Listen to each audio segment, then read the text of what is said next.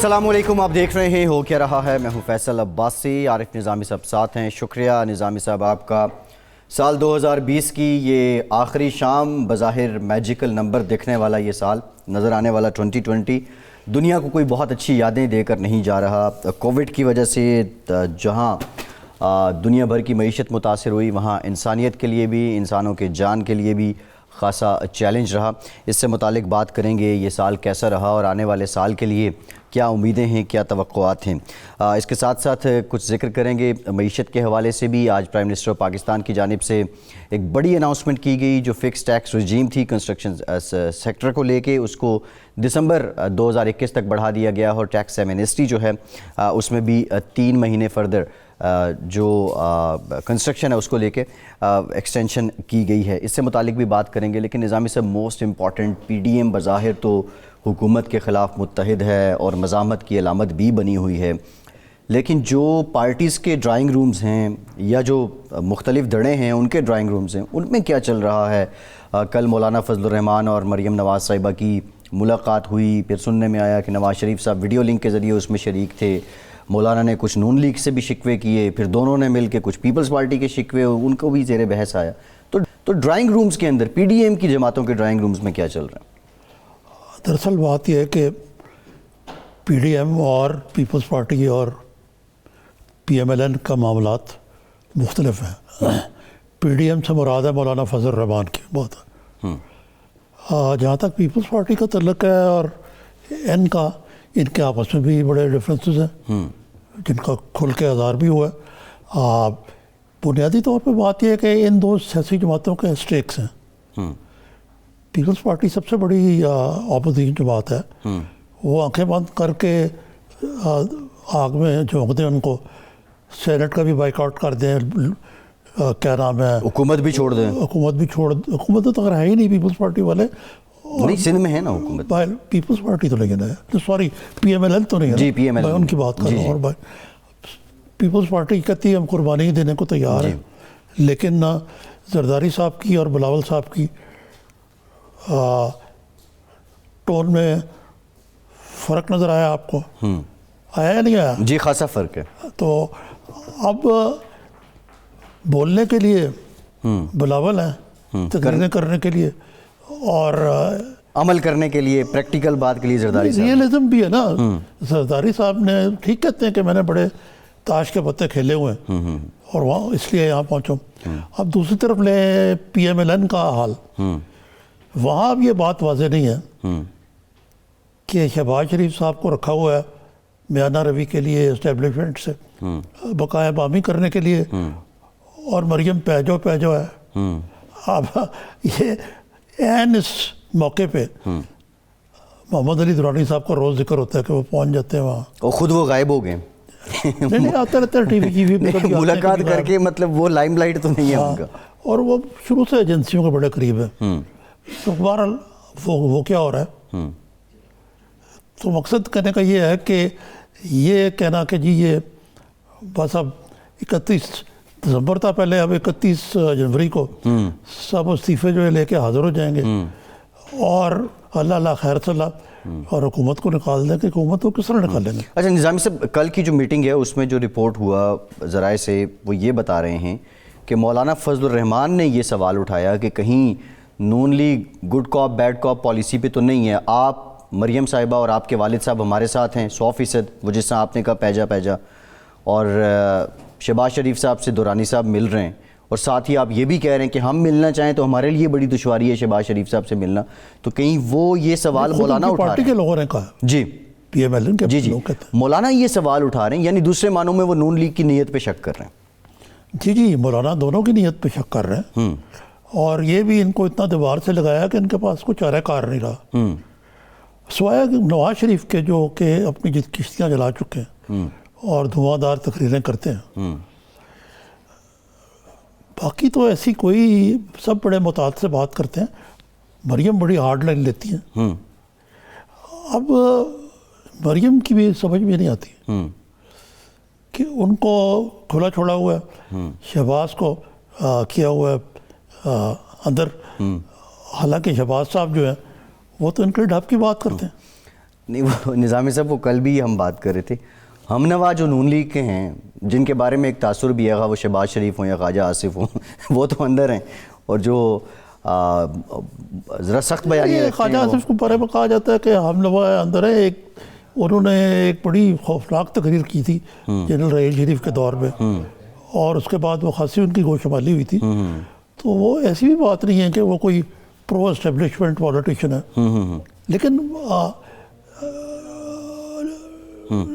وہ جو ہے نا بالکل ٹھیک ہے. یہ خواجہ صاحب سے متعلق بہت بڑا سوال ہے کہ وہ کیا پرو اسٹیبلشمنٹ ہیں، لیکن اس کے ساتھ ساتھ بڑی پچھلے جو 4-5 مہینے گزرے خواجہ آصف اس لیے بھی لائم لائٹ میں رہے، یا اس لیے بھی نظامی صاحب وہ رہے کہ آپ وہ پرو اسٹیبلشمنٹ کی بات کر رہے ہیں. پرائم منسٹر آف پاکستان نے ایک سپیچ میں کہا کہ خواجہ صاحب نے رات 8 بجے فون کر کے منت کی مینوں الیکشن جتوا دیو میں ہار رہے ہیں.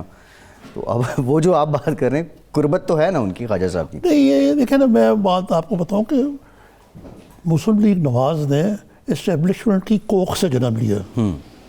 وہ کل کو کہہ رہا تھا کہ ضیاء الحق ان کے بابا جان ہے کیا، وہ تو اپنی جگہ پہ، لیکن یہ اس کی ایک اسٹیبلشمنٹ ہے، دوسرا اپورچونزم جو ہے، ریئلزم کہہ لیں اس کو آپ. یہ پینترا بدلتے دیر نہیں لگاتے. کس طرح انہوں نے زرداری صاحب کو ابنڈن کیا. اب لوگ کہتے ہیں کہ زرداری صاحب ان سے بدلہ لے رہے ہیں. یہ تو بعد میں پتہ لگے گا کون کس سے بدلہ لے رہا ہے. لیکن جس طرح کے مولانا حکومت کو نکالنے کی کوشش کر رہے ہیں، اس طرح حکومتیں جاتی نہیں ہیں. اگرچہ اس وقت آج سال ختم ہو کہہ رہے تھے، اس سال کا جائزہ لیں آپ، تو what has P T I to show for to the public, کیا دیا انہوں نے گورننس کی صورت میں؟ مہنگائی کم ہوتی، پھر مہنگائی کا رونا. اور اگر یہ بھی چھوڑ دیں تو جو ایک بھانمتی کا کنبہ ہے، یہ نئی ہم نے ایک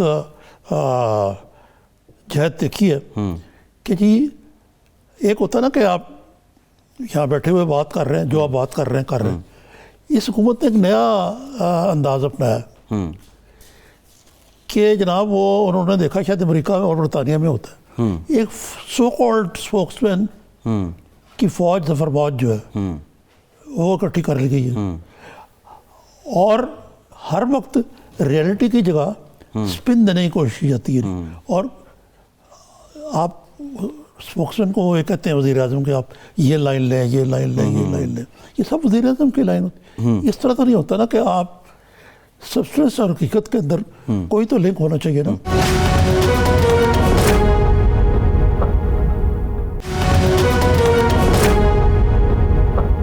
نظامی صاحب ایک سوال ہے، کیا پاکستان کے عوام ان کے شعور پہ یہ سوال اٹھتا ہے نا، وہ اگر وہ ترجمان آ کے حقیقی بات نہیں بتا رہے ہیں، وہ افسانوی یا اپنے سیاسی مقاصد کی بات کر رہے ہیں، تو عوام بھی کیا اتنا ہی سمجھتے ہیں اور وہ اپنے اس مقصد میں کامیاب ہو رہے ہیں کہ قیاس آرائی کر رہے ہیں، یا پھر حقیقی بات نہیں بتا رہے ہیں؟ کہیں ہو رہے ہیں، کہیں نہیں ہو رہے ہیں. مثلا میرے نزدیک میں نے لاہور والا جلسہ دیکھا ہے. اگر آپ سمجھتے ہیں کہ وہ بے نظیر کا جو پاکستان کی تاریخ میں سب سے بڑا جلسہ ہوگا، یا جب عمران خان نے پہلا جلسہ لاہور میں کیا 30 اکتوبر 2011، جی میں نے اسی شب ان کو انٹرویو کیا، اس لیے مجھے یاد ہے.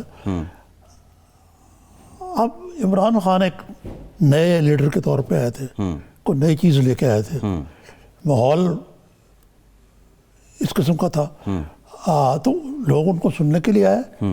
ویل آرگنائز جلسہ تھا. یہاں کتنے 11 پارٹیز تھیں اس وقت؟ جی 10 پارٹیز ہیں. اب ایک تو وہ پارٹی علیحدہ ہو گئی ہے. اب 10 پارٹیوں کے جلسے میں چوں کا مربع بنا ہوا ہے. جی لیکن میری رائے میں وہ اتنا برا جلسہ نہیں تھا جتنا کو ٹھاٹے مارتا ہوا اس طرح کا سوچا. لیکن یہ کہ ناکام تھا نہیں. لیکن حکومت کے اسپوکسمین شبلی افراز صاحب اور دوسرے لوگوں نے شروع سے یہ لائن دینے شروع کر دی. انہوں نے فیصلے کیا ہم نے کہنا ہے ناکام ہے، اور لوگ جی اچھے بھلے تجزیہ نگار کہتے ہیں کہ وہ یار جلسے میں کسر رہ گئی تھوڑی سی. نظامی تو صاحب اس کو کہتے ہیں کہ یہ جو ریئلٹی اور پرسیپشن میں فرق ڈالنا جو ہے یہ ایک سائنس ہے. نظامی صاحب میں کہیں پڑھ رہا تھا، وہ کسی پرانے تاریخ سے متعلق ہی کسی کی کوئی تصنیف تھی، تو اس میں لکھا تھا کہ جب وزیر مشیر کرسیاں گننے شروع ہو جائیں تو سمجھیں کہ اگلے کا جلسہ کامیاب ہو گیا ہے. اچھا میں چاہ رہا تھا آپ سے جی کہ اگر وقت ہے آپ کے پاس، جی 2000 کا 20 کا جو سال ہے ایک روایت بھی ہے کہ یہ کیسا رہا. تو جو آپ نے شروع میں کہا یہ پاکستان کے لیے تو بہت ہاربل سال جی. تھا, لیکن صرف پاکستان کے لیے نہیں, پوری دنیا کے لیے. یہ تاریخ میں شاید اب مثلا جو ایپیڈیمک پینڈیمک کہتے ہیں جس کو, یہ کووڈ-19, اس سے کروڑ لوگ متاثر ہوئے, لاکھوں مر گئے. اور یہ اس سے پہلے یہ میرے خیال سے 1918 یا تب میں 1930 میں دی گریٹ ریسیشن تھا. میں بات کر رہا ہوں انفلوئنزا کی, اسپینش انفلوئنزا کی بات کر رہا ہوں. جی. تو مقصد کہنے کا یہ ہے کہ یہ تو ہوا دنیا کا حال, اکانومی بیٹھ گئی, لوگ بھی تباہ ہو گئے, بھوکوں مر گئے, بے روزگار بھی ہو گئے. پاکستان نے اس کو یہ تو مانے نا کہ اس سال کے اندر پھر بھی اس کو, اس کے باوجود کو لوگوں نے بڑا عدم تعاون بھی کیا, اچھا ہینڈل کیا, کمپیریٹیولی ویل مینیج, حکومت نے اس کو ویل ہمارے مینیج کیا. جو کار پروازان تھے پہلے, وہ WHO کے تھے, اور اب یہ ڈاکٹر فیصل صاحب ہیں, اس کی وجہ سے اٹ از مینیج. اور پاکستان میں یہ چیزیں مینیج بعض اوقات نہیں ہو پاتی. جی. تو ایک کریڈٹ تو جاتا ہے, لیکن اس کے علاوہ لے منفی سائڈ پہ اکانومی کو لے, تباہ حال ہے, گورننس مسائل بڑھ ہی رہے ہیں, بڑھ ہی رہے ہیں, بڑھ رہے ہیں, اور قرضے اتنے ریکارڈ لیے کہ سمجھ نہیں آتی کہ, اور قیمتیں اتنی ریکارڈ ہائی ہو گئی ہیں, اور خان صاحب کو بھی سمجھ نہیں آتی. IMF نے جھنڈی دکھا دی لال کہ بھئی جب تک آپ یہ بجلی کی ٹیرف اور یہ تیل شیل کا نہیں بڑھائیں گے, جو 7-8 ماہ سے موخر پڑا ہے IMF کا پروگرام, وہ بحال نہیں ہوگا. جی. ٹھیک ہے نا جی. اور اسی لیے اب یہ جو آج انہوں نے ایمنسٹی دی ہے, یہ اس چیز کی غمازی کرتا ہے کہ انہوں نے جو کنسٹرکشن کے لیے جو اسپیس کریٹ کی, وہ بہت بڑی اسکیم دی, وہ کامیاب نہیں ہوئی. ٹھیک ہے نا جی. اچھا, اس میں نظامی صاحب دو چیزیں تھیں, ملین ٹریز اور یہ ٹریز اور وہ ٹریز. اس میں جو ریلیونٹ جو اس انڈسٹری کے لوگ تھے وہ ڈیمانڈ بھی کر رہے تھے کہ ایمنسٹی کو بڑھایا جائے, اور یہ بات آپ کی ٹھیک ہے کہ ایمنسٹی تو آتی اس لیے کہ اس نے ایک خاص پیریڈ میں اپنے مقاصد طے کرنے ہوتے ہیں. نظام صاحب, آپ دنیا کی بات کر رہے تھے, 5,000 ارب ڈالر دنیا کے ڈوبے ہیں کووڈ کی وجہ سے. آپ نے اسپینش انفلوئنزا کی بات کی, 1930 میں دی گریٹ ریسیشن, پھر اس کے بعد جنگ عظیم دوئم کے بعد اتنی تباہ کاری نہیں ہوئی جتنی اب جا کے 9/11 جب ہوا تھا جی, تو لگتا دنیا تباہ ہو گئی. اب 9/11 سے کئی گنا زیادہ ہٹ کیا, زیادہ لوگ جو ہے وہ جی انتقال کر گئے, زندگی مزربل ہو گئی ہے. اب دیکھیں نا, جو سفید فام ریسز ہیں یا جو عیسائی قوم ہے, وہ کرسمس ان کا, عید تو عید ہے نا, لیکن کرسمس ایک ہولی تہوار ہے, نہیں, ہولی کے علاوہ ایک بہت یونیورسل ایونٹ ہے, وسیع پیمانے پر منایا جاتا ہے. کرسمس پہ 3 آدمی جو ہیں گھر سے زیادہ گھر پہ نہیں بنا سکتے. جی. سڑکیں خالی کھڑی ہیں, کرفیو کا سامان. جی بالکل ایسے, بالکل ایسے. یہ اس سال کا, اور اس میں جو ایک چیز ہے جو خان صاحب کے حوالے سے جو پاکستان کی بات کریں, خان صاحب کو اپنا انداز حکمرانی بدلنا پڑے گا. اپوزیشن سے بھی یہ سال اپوزیشن سے مہادرائی کے لحاظ سے بھی سب سے برا تھا, یہ کرائم کے لحاظ سے بھی سب سے برا تھا, اتنا بڑھ گیا کرائم. گڈ گورننس کی بات کی گئی تھی کہ بڑی محدود کابینہ ہوگی, کہتے تھے 20 آدمیوں کو بھی. آپ کو پتہ ہے 52 لوگوں میں پہنچ چکی ہے. جی 51-52 ہیں. جی. تو یہ چیزیں خان صاحب کو کرنی پڑے گی, اور ان کو وہ بقایا بامی بنانا پڑے گا, ادروائز یہ بڑا مشکل ہو جائے گا. ان کو PDM تو نہ نکالے گا, لوگ نکال دیں گے. اچھا نظامی صاحب, آپ جو بات کر رہے ہیں اس سے لگ ہی رہا ہے کہ جو ریزولوشن ہونی چاہیے 2021 کی, that should be politeness, tolerance. لیکن 2021 جو ہے وہ اس سے بھی خراب ہوگا اگر کو معاملات کو نہ سنبھالا. مطلب اب جو ہے نا تھوڑا سا آپ کہہ رہے ہیں کہ ریکنسائل کرنا پڑے گا خان صاحب کو اپنی تھوڑات اور طرز حکمرانی کے ساتھ. ایک بریک لیں گے, اور بریک کے بعد جو معاشی لحاظ سے اور بالخصوص ریونیو ٹیکس کو لے کے پاکستان نے اس سال میں کیا کارکردگی دکھائی, اور پاکستان کا ٹیکس نظام کتنا عوام دوست ہوا, بریک کے بعد اس پہ بات کرتے ہیں ہمارے ساتھ.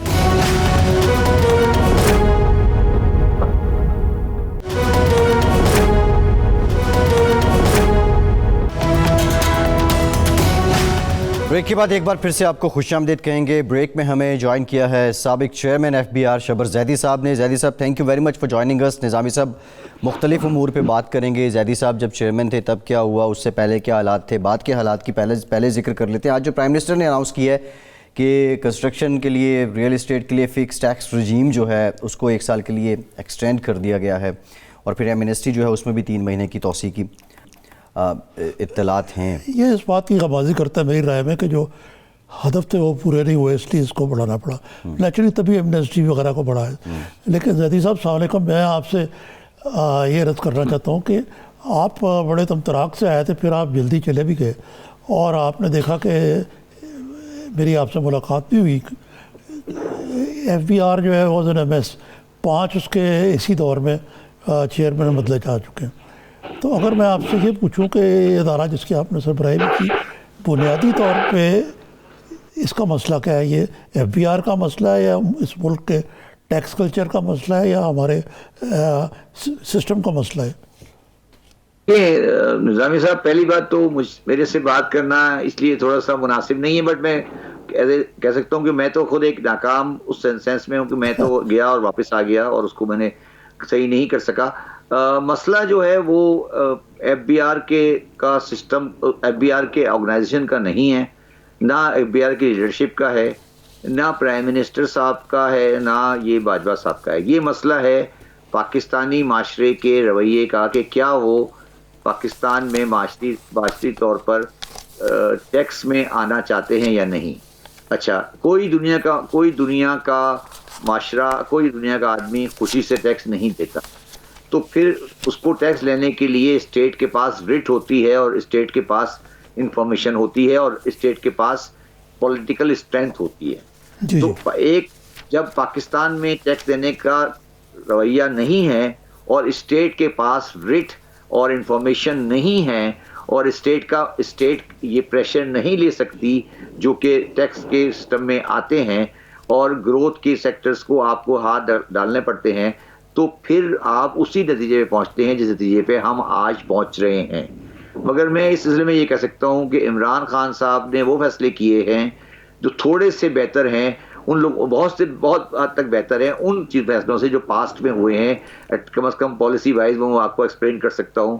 مگر میں نے پھر کہا کہ اسٹیٹ کو میں افسر کی بات نہیں کر رہا, اسٹیٹ کو اپنے ہاتھ مضبوط کرنے پڑیں گے اگر وہ ٹیکس کی ریٹ قائم کرنا چاہتی ہے.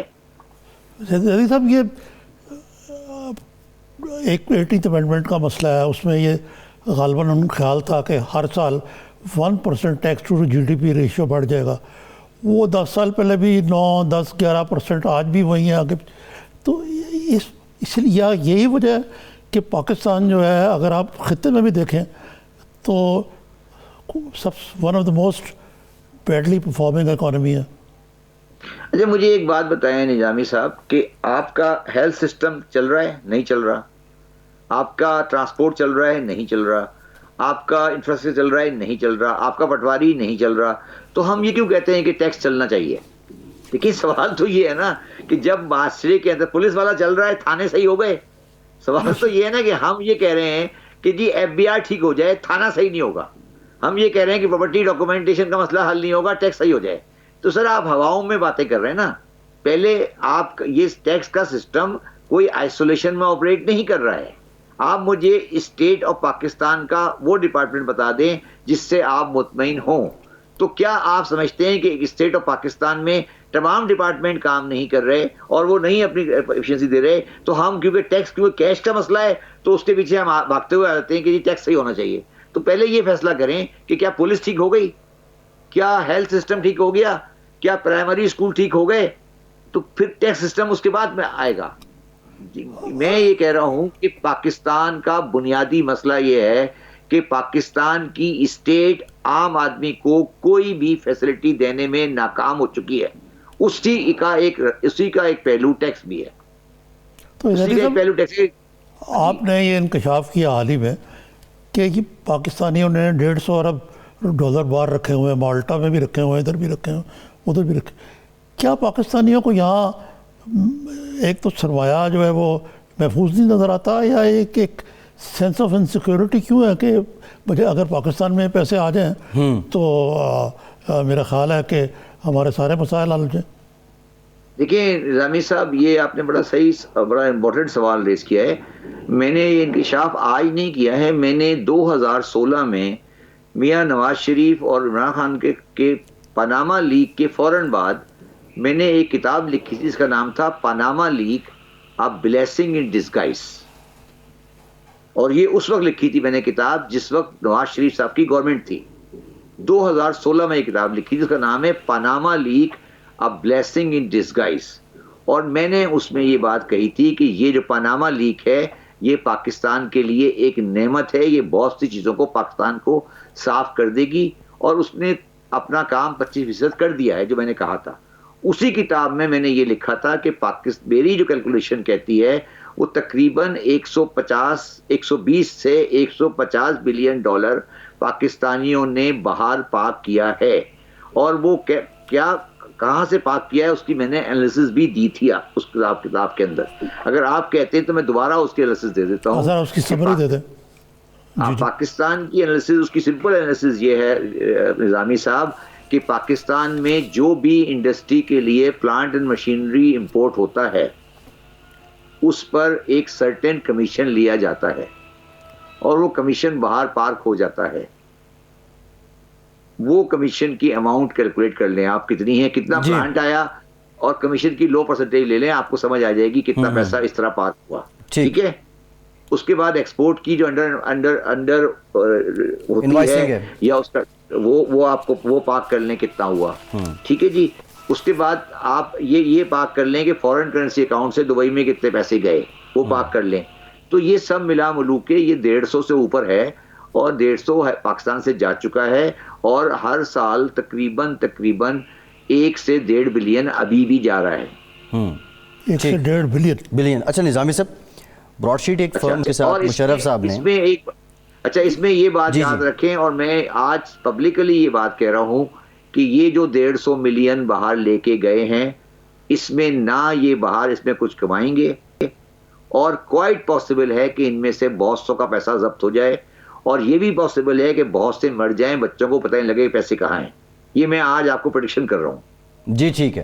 اچھا زیدی صاحب، یہ مر جائیں گے، ان کے بچے پیسے نہیں لے پائیں گے، تو یہ ان کے فلیٹ لندن میں خالی پڑے رہیں گے. وہ کیسے ان کے جو بچے، یہ اس لیے کہ یہ بے نامی ہیں؟ جی نہیں، میں یہ کہہ رہا ہوں کہ جو بھی آپ مجھے بتا دیں نظامی صاحب، ڈیفینس لاہور، کراچی ڈیفینس، گلبرگ کا کون سا فیملی ہے جس کے پاس دبئی یا لندن میں فلیٹ نہیں ہے؟ آپ کسی سے واقف ہیں؟ کوئی جانتے ہیں کسی ایک فیملی کو؟ جی کون سا ہے جس کے پاس نہیں ہے؟ مجھے بتا دیں. میں نے ساری زندگی لاہور میں گزاری ہے، کس کے پاس لندن میں فلیٹ نہیں ہے؟ سیاستدانوں کو چھوڑ دیں، سب کے پاس ہے نا جی. ہاں بالکل، بلکہ بعض بظاہر اتنی مینز نہیں نظر آتی ان کی، لیکن ان کے باہر فلیٹ ہیں. جی پھر دبئی میں کس کے پاس نہیں ہے مجھے بتائیے. یہ تو ایک کہانی، یہ تو اب اس پہ بحث کرنے کا فائدہ نہیں ہے. میں نے آپ کو سورس بھی بتا دیا، میں نے آپ کو طریقہ بھی بتا دیا، میں نے آپ کو سسٹم بھی بتا دیا، اور اس سارے سسٹم کا منبع ہے میاں محمد نواز شریف اور مرحوم ضیاء الحق. جی اچھا، نواز شریف کس طرح کہانی شروع ہوئی ہے 70 کے بعد سے. یہ نواز شریف 70 سے پہلے بزنس مین کا کام یہ نہیں تھا. 70 کے بعد سے جو کچھ بھی ہوا ہے وہ صرف یہ ہوا ہے کہ کبھی FEBC لے آؤ، کبھی آپ فورن کرنسی اکاؤنٹ لے آؤ، کبھی پیرا لے آؤ، پیسے یہاں کماؤ، باہر لے جاؤ، اس کو پاک کر دو. یہ سارا کاروبار ہے، یہی دھندا ہے، اسی پہ ملک چل رہا ہے. ٹھیک ہے. اچھا زیدی صاحب، آپ کہہ رہے ہیں کہ یہ جو 150 ارب ڈالر باہر پڑے ہوئے ہیں، آپ نے اپیل کی کہ یہ لوگ پیسے واپس لیں، پاکستانیوں کے لیے بہتر ہوگا. میں نے اپیل کبھی نہیں کی سر. یہ جی میں تو یہ کہہ رہا ہوں کہ 150 بلین ڈالر کو پاکستان نہیں لاؤ، مگر ڈکلیئر کر دو پاکستان میں، ادروائز یہ باہر ضبط ہو جائے گا. اچھا یہ نہیں، اچھا ٹھیک ہے زیدی صاحب مان لیا 150 بلین ہے، 150 بلین کا جو ہے.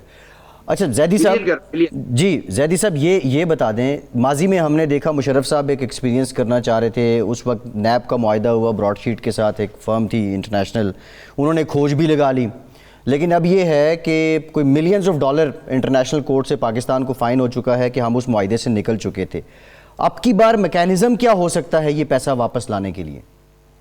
دیکھیں میری ایک بات آپ تقریباً لکھ لیں کہیں کہ ایک پیسہ باہر سے واپس نہیں آئے گا.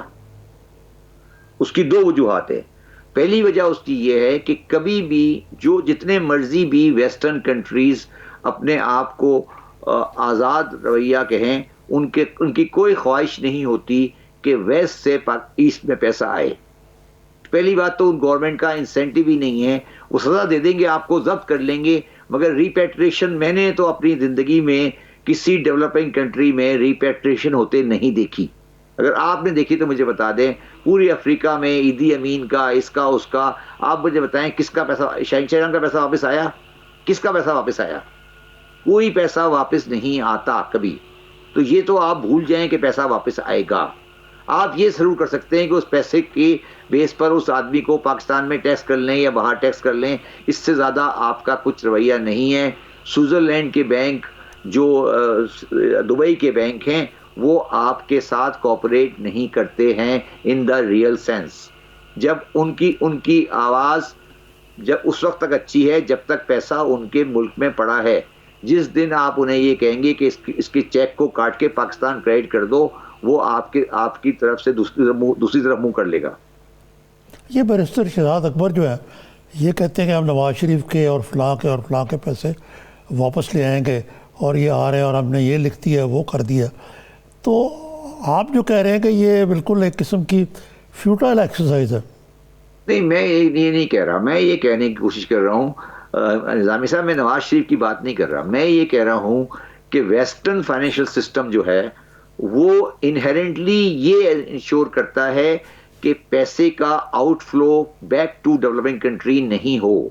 میں آپ سے یہ کہہ رہا ہوں کہ ہم پوری کوشش کریں گے. مجھے شہزاد اکبر کے ایفرٹ پر کوئی شک نہیں ہے کہ وہ ضرور کوشش کرے گا. دیکھیں ہم ایک تھوڑا سے پیسے لے بھی آئے تھے وہ ملک ریاض والے سے، مگر میں یہ کہہ رہا ہوں کہ یہ مجھے نواز شریف کے پیسے کا مسئلہ نہیں ہے. میں تو کہہ رہا ہوں $150 بلین کی بات کر رہا ہوں. $150 بلین نواز شریف کا نہیں ہے. میں یہ کہہ رہا ہوں کہ western financial system reverse back کے لیے تیار نہیں ہوتا. اچھا، اب دوسری بات یہ ہے کہ آپ کے اندر جب آپ اس سارے میٹر کو لے کے جائیں گے، یہ جو آپ کسی پولیٹیشین کی بات کر رہے ہیں یا کسی کی بات کر رہے ہیں، یہ کام انویسٹیگیشن کا نہیں ہے. یہ کام اکاؤنٹنگ کا اور ایک میکینزم کا ہے جو اس پروسیس میں کام کرتا ہے. پاکستان میں اس چیز کی صلاحیت بہت کم ہے، اور ہمیں اگر ریکوری یونٹ کرنا ہے تو اس کو بہت اسٹرینتھن کرنا پڑے گا.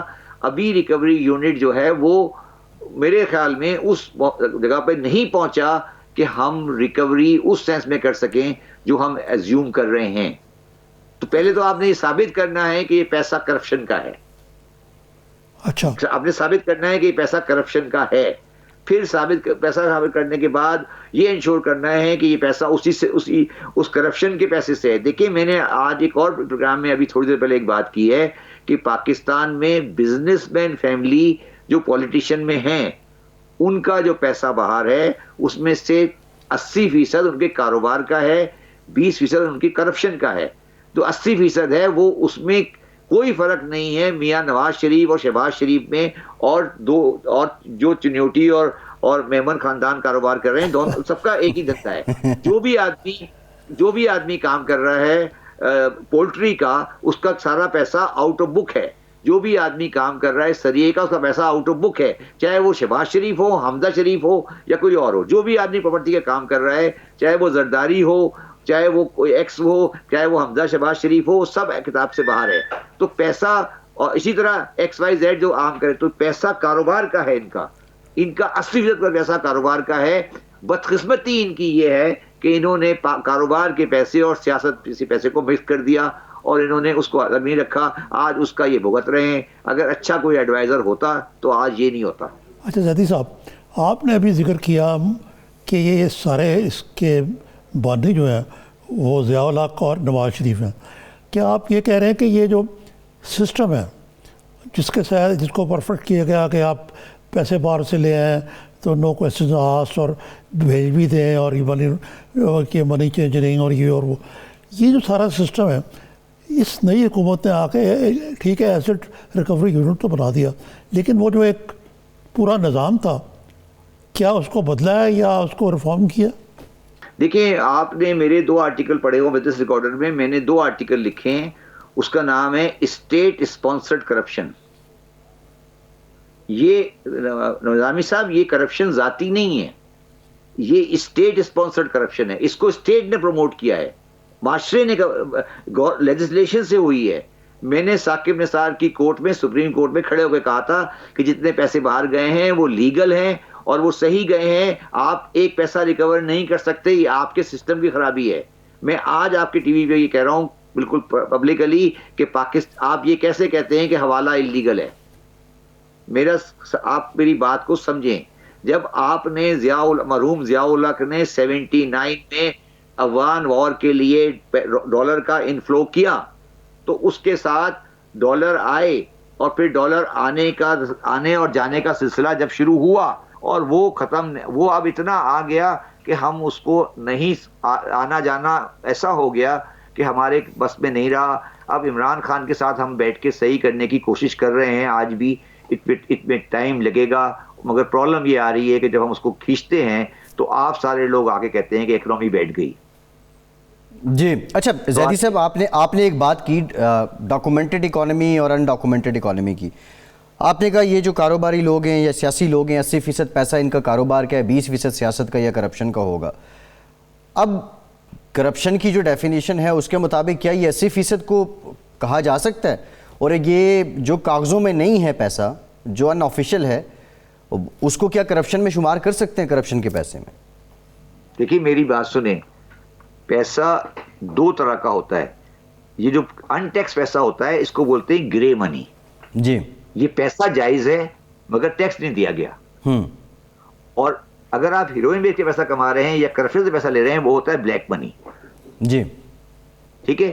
گرے منی میں یہ کہہ رہا ہوں کہ جو پیسے باہر ہیں، چاہے نواز شریف صاحب کے ہوں یا زرداری صاحب کے ہوں یا XYZ کے ہوں، ان میں سے 80% ان کے 2 نمبر کاروباروں کے ہیں. اور وہی کاروبار سریے کا اگر میں کروں گا تو میرا بھی 2 نمبر ہوگا، ان کا بھی 2 نمبر ہوگا. پورٹری کا کام میں کروں گا تو میرا بھی ہوگا، ان کا بھی ہوگا. تو یہ تو 80% تو پیسے یہ برابر ہیں اس چیز کے جو آج چل رہی ہے.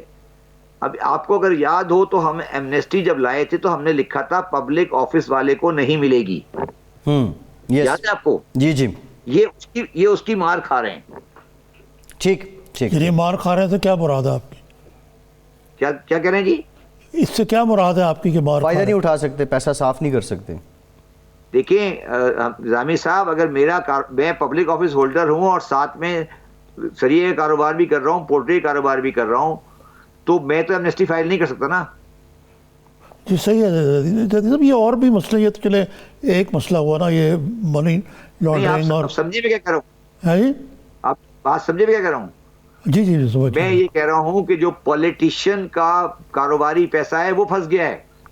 ہاں صحیح ہے صحیح ہے. اچھا ساری ٹیٹیاں کاروباری ہیں، یہ ساری ٹیٹیاں سیاسی نہیں ہیں. ہاں ٹھیک ہے. جو ان کا کاروبار تھا، اول تو بہت سارے لوگوں کا خیال ہے کہ سیاست دانوں کو جب سیاست کریں تو پھر کاروبار نہ کریں، لیکن شاید عملی طور پر ممکن نہیں ہوتا ہے. سر دیکھیں یہ ایک لمبا سبجیکٹ ہے، اسے بعد میں بات کر سکتے ہیں. اچھا ٹھیک ہے. جدید صاحب چلیں یہ مجھے بتائیں کہ جو یہ تو چلے ایک ہوا نا مسئلہ، لیکن ہمارا جو انکم ٹیکس کا نظام ہے، سیلز ٹیکس بہت زیادہ ہے. یہ اس قسم کے جو لوپ ہولز ہیں ان کو دور کیوں نہیں کرتی یہ حکومت جو ہے؟ دیکھیں میں آپ سے بالکل ڈس ایگری کرتا ہوں. کوئی لوپ ہول نہیں ہے. سوال یہ ہے، میں نے آج صبح کل اس پروگرام میں بھی کہا تھا، کل آج پھر دوبارہ کہہ رہا ہوں نظامی صاحب، 3.5 لاکھ انڈسٹریل کمرشل کنزیومر ہے پاکستان میں بجلی اور گیس کا. 3.5 لاکھ کنزیومر ہے. کسی سے پوچھ لیں، لاہور میں جا کے پوچھ لیں ڈسکو میں کتنے انڈسٹریل اور کمرشل کنزیومر ہیں پاکستان میں بجلی کے. ان 3.5 لاکھ کنزیومر ہیں بجلی کے، اور اس میں سے صرف 50,000 سیل ٹیکس میں رجسٹر ہیں. 3,10,000 انڈسٹریل کمرشل کنزیومر پاکستان کے کسی ریکارڈ میں نہیں ہیں. ڈسکو سے وہ بجلی لے رہے ہیں، ڈسکو سے وہ گیس لے رہے ہیں، مگر وہ ٹیکس نہیں دے رہے. اگر وہ ایک دن بھی بجلی کا بل نہیں دیں، ان کی بجلی کٹ جاتی ہے.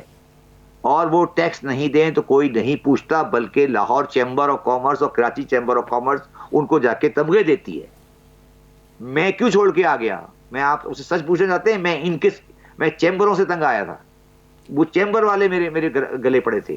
میں بیوروکریسی سے کبھی تنگ نہیں آیا، مجھے کبھی فوج نے کچھ نہیں کہا. یہ چیمبر، یہ مافیا ہیں، یہ کاروبار، یہ ٹیکس نہیں دینا چاہتے، کبھی نہیں دیں گے. یہ ان کا کوئی اور علاج کرنا پڑے گا. یہ مافیاز کی طرح آپریٹ کرتے ہیں. آپ مجھے بتائیں نا کہ 3.5 لاکھ جو بجلی کا کنزیومر ہے، میں نے بتائیں بات کو ہاتھ ڈالا ریل اسٹیل والوں کو، انہوں نے کہا ہڑتال ہو جائے گی. میں نے ستر منڈی پہ ہاتھ ڈالا، انہوں نے کہا ہڑتال ہو جائے گی. میں نے گجرانوالے میں ہاتھ ڈالا سلک والوں کو، انہوں نے کہا ہڑتال ہو جائے گی. کراچی میں میں نے ہاتھ ڈالا، انہوں نے کہا ہڑتال ہو جائے گی. یہ کیا باتیں کرتے ہیں؟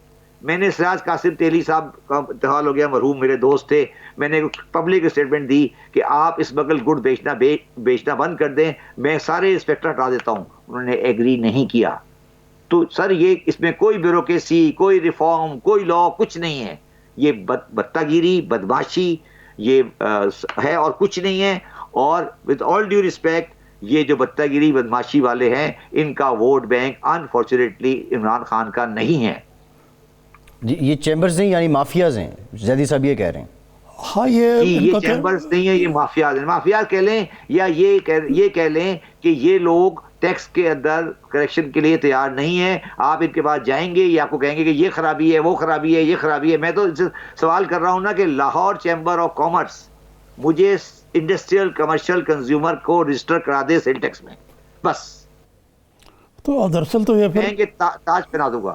یہ ویسٹڈ انٹرسٹ ہے جو اس وقت پاکستان کو ڈومینیٹ کر رہا ہے.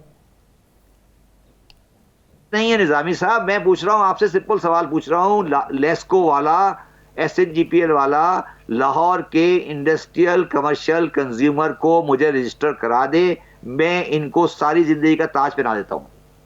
وہ نہیں کرا سکیں گے. کیوں نہیں رجسٹر ہوتا؟ تو کون ہے جو روک رہا ہے اور کون ہے جو کرے گا؟ سوال یہ ہے نا کہ کون ہے. اب آپ کہہ رہے ہیں کہ قانون میں پیچیدگیاں ہیں، یہ سب بکواس ہے، کوئی پیچیدگی نہیں ہے.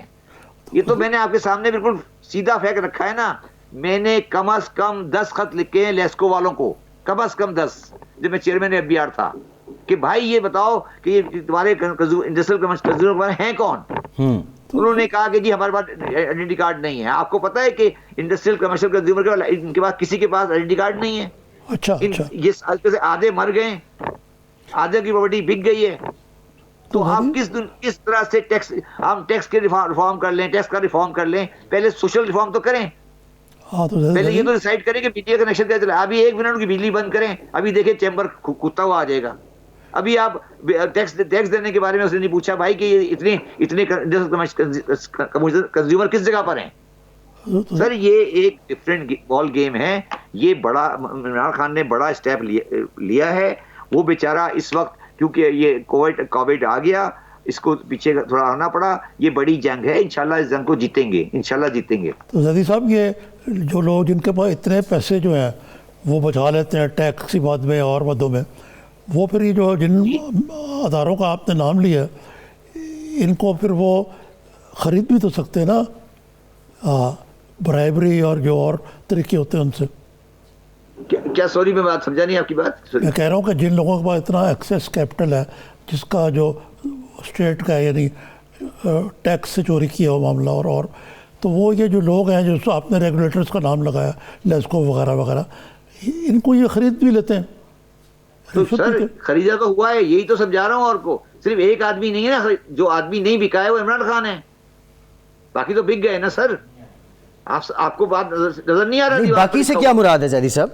باقی سے کیا مراد ہے؟ کہنا ہے کہ عمران خان نہیں بکا نا، جبھی تو اس کے خلاف ہیں سارے. دیکھیں بڑی اچھی بات کی نظامی صاحب نے کہ لیسکو کو بائی کر لیں گے. بالکل کیا باس کو بائی کیا ہوگا، اس کو بالکل KE کو بائی کیا ہوگا. وہ نہیں دے رہے ریٹیل مجھے، تو نہیں بکا. اگر اب پرابلم ہے کہ لیسکو والا تو بک چکا ہے، اب نہیں بکا تو وہ عمران خان ہے. اب اس کو آپ کوشش کریں کہ چلا جائے وہ کہیں وہ بھی. ٹھیک ہے زیدی صاحب، ایک بریک لیتے ہیں. بریک کے بعد آپ کہہ رہے ہیں کہ چیمبر جو ہیں اور لیسکو ان کا آپس میں گٹھ جوڑ ہے اور پھر یہ آپس میں معاملات طے کیے ہوئے اور نہیں بکے تو عمران خان ہے. لیکن نہیں ہے جی اس کا سمپل فائدہ ہے کہ نہیں دینا یار، نہیں دینا، ختم. جی زیدی صاحب بریک کے بعد آپ سے جانتے ہیں جو بیچ میں چینل آتے ہیں ہم سب تک پہنچنے کے لیے وہ لوگ کس کے ساتھ ہیں. بریک کے بعد بات کرتے ہیں، ہمارے ساتھ رہیے.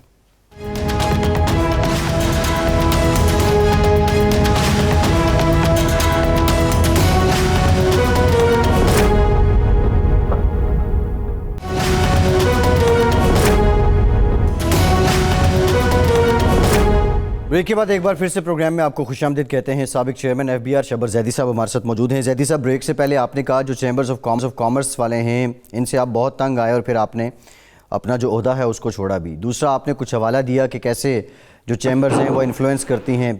مثال کے طور پہ آپ نے لیسکو کا ذکر کیا اور آپ نے کہا کہ ایماندار آدمی عمران خان ہے, باقی نیچے سب یہ سسٹم پرانا ہی چل رہا ہے. تو یہ جو لیسکو والے یا چیمبرز والے عمران خان صاحب تک جب پہنچتے ہیں اس سے پہلے درمیان میں جو چینل آتے ہیں ان میں کتنی شفافیت ہے زیدی صاحب؟ دیکھیے, میں آپ کو تھوڑی سی بات کو کلیریفائی کر دیتا ہوں. میں یہ نہیں کہہ رہا کہ چیمبر جو ہے وہ بالکل کوئی کرپشن کا ڈیم. میں یہ کہہ رہا ہوں کہ ان کی پرائرٹی نہیں ہے, نہ لیسکو کی پرائرٹی ہے نہ چیمبر کی پرائرٹی ہے کہ ٹیکس آئے. ان کو صرف گیس چاہیے اور لیسکو کو اپنی ریکوری چاہیے. ان کو یہ مطلب نہیں ہے کہ یہ آدمی جو بٹی لگا کے بیٹھا ہے یا دکان لگا کے بیٹھا ہے یا ایک بڑی سی اس نے سویٹ شاپ لی ہے وہ ٹیکس میں رجسٹر ہے یا نہیں ہے. اگر آپ اس رویے, لاہور چیمبر آف کامرس کا صرف یہ رویہ رہے گا کہ ہمیں اس کو پروٹیکٹ کرنا ہے اور اس نے کنٹریبیوٹ کچھ نہیں کرنا, تو پھر تو یہی ہوگا جو آج کے آپ کے سامنے ہو رہا ہے. اور میں پھر آپ کو کہہ رہا ہوں کہ اس سسٹم کو پولیٹیکل سسٹم نے پیٹرنیج دی ہے, بلکہ وہ لوگ پیدا ہی اسی چیمبر سے ہوئے ہیں, وہ اسی کی پروڈکٹ ہیں. تو اور ان کا رویہ وہی ہے, وہ غلط یا صحیح میں بعد میں فیصلہ کروں گا, مگر وہ یہ کبھی نہیں کہ فیصلہ چاہ سکتے کہ 3.5 لاکھ کمرشل انڈسٹریل کنزیومر جو بجلی کا ہے وہ سیل ٹیکس میں رجسٹر ہو جائے. وہ آپ کو اس کے 100 بہانے دیں گے کہ افسر خراب ہے, یہ خراب ہے, وہ خراب ہے, اور وہ یہ کرتے رہیں گے. وہ چکر دے رہے ہیں, مجھے بھی چکر دیتے رہے وہ 6 مہینے تک, اور اگر زیادہ میں سختی کروں گا تو وہ ہڑتال کریں گے, وہ میرے ذات کے خلاف ذات کے پیچھے جائیں گے, وہ ہر وہ کام کریں گے جس سے ان کا 3.5 لاکھ کنزیومر رجسٹر نہیں ہو. اب لیسکو کو یہ چاہیے اور فیسکو کو یہ چاہیے اور KE کو یہ چاہیے کہ وہ ان کے کنیکشن ڈسکنیکٹ کرے, جو RND کارڈ نہیں دے اس کو فارغ کرے. مگر یہ بات ہے جس کو میں کہتا ہوں پولیٹیکل ول, اور یہ بات ہے جس کو میں کہتا ہوں پولیٹیکل رٹ, کہ عمران خان صاحب اعلان کریں کہ جو بھی consumer commercial sale tax register نہیں ہے اس کا میٹر کل سے کٹ جائے گا. آپ بتا دیں کیا آپ تیار ہیں اس کے لیے؟ جی زیدی صاحب, آپ تیار ہیں؟ آپ بتائیں, آپ تیار ہیں؟ کیوں جی, کیا آپ نہیں زیدی صاحب, ہمارے تو ڈومیسٹک میٹر ہیں ویسے ہی کٹ جاتے ہیں, اور کون سے کاروبار ہیں ہمارے. سر میں آپ سے پوچھ رہا ہوں کہ ٹیکس کے لیے کبھی کٹا آج تک؟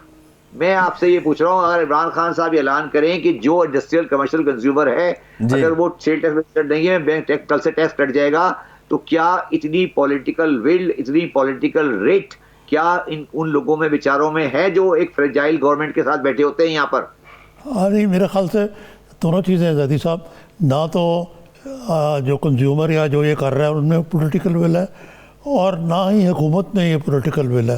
ابھی آپ نے فرمایا کہ عمران خان بڑے ایماندار آدمی ہیں, بھی صحیح ہے, لیکن وہ کیا وجہ تھی کہ آپ کو تنگ آ کے جانا پڑا کہ عمران خان صاحب کو آپ کو انیبلنگ انوائرمنٹ فراہم نہیں کر سکے اور پوری طرح سپورٹ نہیں کیے اور آپ مایوس ہو کے چلے گئے؟ دیکھیے, میرا سوال کچھ اور ہے. میرا سوال ہے کہ میں تو مایوس ہو کے آ گیا, آپ کے خیال میں آپ سارے انالیسز یہی کر رہے ہیں کہ عمران خان ڈیلیور نہیں کر رہا, سلو ڈیلیوری ہے, یہی کہہ رہے ہیں نا سارا قوم؟ کیوں ہے؟ وہ بھی تو بیچارہ اسی پوزیشن میں کھڑا, اس پوزیشن میں بیٹھا ہے جس میں میں بیٹھا ہوا تھا. وہ بھی تو بالکل اسی پوزیشن میں ہے, مگر وہ اس کا پیشنس میرے سے زیادہ ہے, وہ اس کو لیے جا رہا ہے. وہ میرا سوال یہ نہیں, میرا سوال ہے کہ عمران خان کو کون پروٹیکٹ کرے گا؟ آپ سمجھے نا, عمران خان بھی آج اسی پوزیشن میں ہے جس پوزیشن میں میں بیٹھا ہوا تھا دسمبر 2019 میں, کہ وہ بھی تو ہر چیز میں جب جاتا ہے تو پیچھے سے اس کو بلاکیٹ لگتا ہے اور واپس آتا ہے, وہ زیادہ بڑھتا ہے, پھر آگے بڑھتا ہے, پھر پیچھے آتا ہے. مگر سوال یہی تو میں کہہ رہا ہوں, جس پوزیشن میں آج میں تھا اس پوزیشن میں وہ بھی بیٹھا ہوا ہے. مگر ہمیں اس آدمی کو جس کے اندر پیشنس ہے اس کے ساتھ کھڑا ہونا ہے کہ ہم یہ دیکھ لیں کہ اس کا انٹینشن ٹھیک ہے, ٹائم لگ رہا ہے اس کو, مگر وہ اس کا رویہ, اس کی انٹیگریٹی اور اس کا سسٹم ٹھیک ہے. آہستہ آہستہ وہ اپنی پولیٹیکل اسٹرینتھ حاصل کرے گا اور سسٹم کو سیدھا کرے گا. ٹھیک ہے زیدی صاحب, وہ تو دیکھنا, ایک تو خان صاحب کو پوری سپورٹ حاصل ہے سارے اداروں کی, تو یہ تو نہیں ہے کہ وہ بالکل تنہا ہے. دوسری یہ ہے کہ آپ جو کہہ رہے ہیں, تو اگر عمران خان چھوڑ جائے مایوس ہو کے تو بڑی عجیب سی صورت ہے. میں یہی کہہ رہا ہوں نا, میں آپ کو یہی کہہ رہا ہوں نا نظامی صاحب, کہ ہمیں وہ پاکستان کی بدقسمت ترین دن ہوگا کہ اگر عمران خان جیسا آدمی جو اس وقت پاپولر مینڈیٹ کے ساتھ بیٹھا ہے وہ اگر مایوس ہو کے چھوڑ جائے تو وہ دیکھو. اور میری سب سے الٹی بات جو مجھے سب سے زیادہ افسوس ہے مریم نواز شریف پر اور بلاول زرداری پر، جو عمران خان کے لیے امپائر نہیں بن رہے بلکہ وہ اپنے پرانی ہسٹری پہ کھیل رہے ہیں. انہیں یہ چاہیے کہ آج عمران خان کا بازو بنے کریکشن میں، اس پہ تنقید کریں، مگر جہاں پر وہ صحیح ہے اس پہ اس کے بازو جی بنے. ٹھیک اگر وہ ٹھیک زیدی صاحب ٹھیک ہے، بہت شکریہ. آپ کے وقت کا سابق چیئرمین ایف ہمارے ساتھ موجود تھے. نظامی صاحب وہ عمران خان صاحب کے بازو بن کے تو ان کا تو جو کام ہے وہ تو کاروبار ہے وہی رہ جائے گا. نظامی صاحب بریفلی نئے سال کے لیے کوئی پیغام؟ کیا نئے سال کے لیے؟ نئے سال کا آغاز ہو رہا ہے، صبح سے آپ کا پیغام ناظرین کے لیے. جی میرا تو یہی پیغام ہے کہ پیوستہ رہ شجر سے امیدیں باہر رہا. جی ٹھیک. نظامی صاحب بہت شکریہ آپ کا. یہ سال جو رہا اس میں جتنے لوگ ہمارے جو ورکرز رہے، فرنٹ لائن ورکرز رہے، ہمارے ڈاکٹرز، پیرامیڈکس، سیکیورٹی فورسز کے لوگ، میڈیا پرسنز، مشکل حالات میں کووڈ کے دوران جو اپنی خدمات انجام دیتے رہے، ان کو بہت سلام، ان کا بہت شکریہ. اور خدائے بزرگ برتر سے یہ دعا ہے کہ نیا سال سلامتی، خوشحالی اور امن کا ضامن ہو. اجازت دیجیے.